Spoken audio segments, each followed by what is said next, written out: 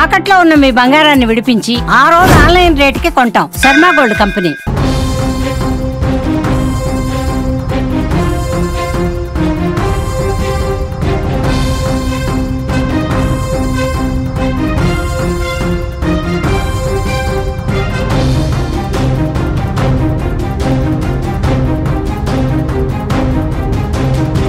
దేశ రాజధాని ఢిల్లీలో హై అలర్ట్ ప్రకటించారు.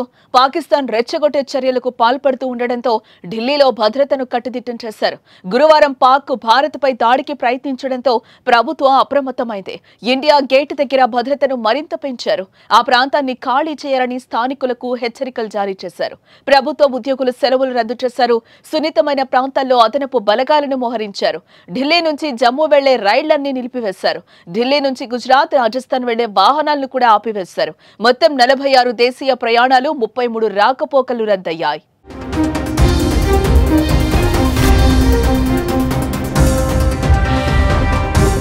మరోవైపు భారత్ పాకిస్తాన్ ఉద్రిక్తతల మధ్య అంతర్జాతీయ సరిహద్దును పంచుకుంటున్న రాజస్థాన్, పంజాబ్, గుజరాత్ రాష్ట్రాలు హై అలర్ట్ ప్రకటించాయి. పాకిస్తాన్లో పంజాబ్ 532 కిలోమీటర్లు, రాజస్థాన్ 1070 కిలోమీటర్ల సరిహద్దును పంచుకుంటోంది. రెండు రాష్ట్రాల్లో పోలీసుల సెలవులను రద్దు చేశారు. తదుపరి ఆదేశాలు వచ్చే వరకు పాఠశాలలు కూడా మూసివేస్తున్నట్లు ప్రకటించారు. దీంతో ప్రజలు నిత్యావసర వస్తువుల కోసం దుకాణాల ముందు క్యూ కట్టారు.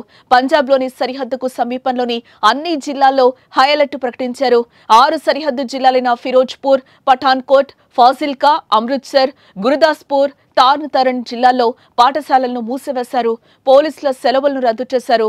చండీగఢ్లో దాడులు జరగొచ్చని ఎయిర్ ఫోర్స్ స్టేషన్ హెచ్చరించింది.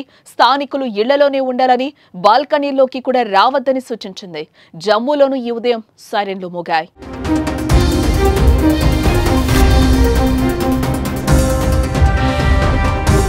పాక్ సరిహద్దుల్లో కీలక ప్రాంతమైన జమ్మూ కాశ్మీర్లో పూర్తిగా యుద్ధ వాతావరణం నెలకొందని చెప్పుకోవచ్చు. ముఖ్యంగా జమ్మూ, రాజౌరి, ఉధంపూర్, శ్రీనగర్ ప్రాంతాలను చీకట్లు కమ్ముకున్నాయి. జమ్మూ లక్ష్యంగా పాకిస్తాన్ వేసిన మిసైల్స్ ను భారత సైన్యం ఆకాశంలోనే పేల్చేసింది. ఈ పరిస్థితుల్లో ప్రభుత్వం కూడా అలర్ట్ అయింది.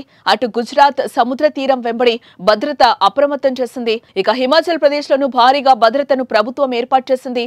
హమీపూర్, ఉనా, బిలాస్పూర్ భద్రతను పెంచింది.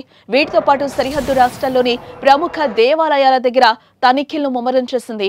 దేశంలో యుద్ధ వాతావరణ పరిస్థితులు నెలకొన్న నేపథ్యంలో సరిహద్దు రాష్ట్రాల ప్రజలు ఇళ్లలోనే ఉండాలని, అత్యవసరమైతే స్థానిక అధికారులకు సమాచారం ఇవ్వాలని హెచ్చరికలు జారీ చేసింది.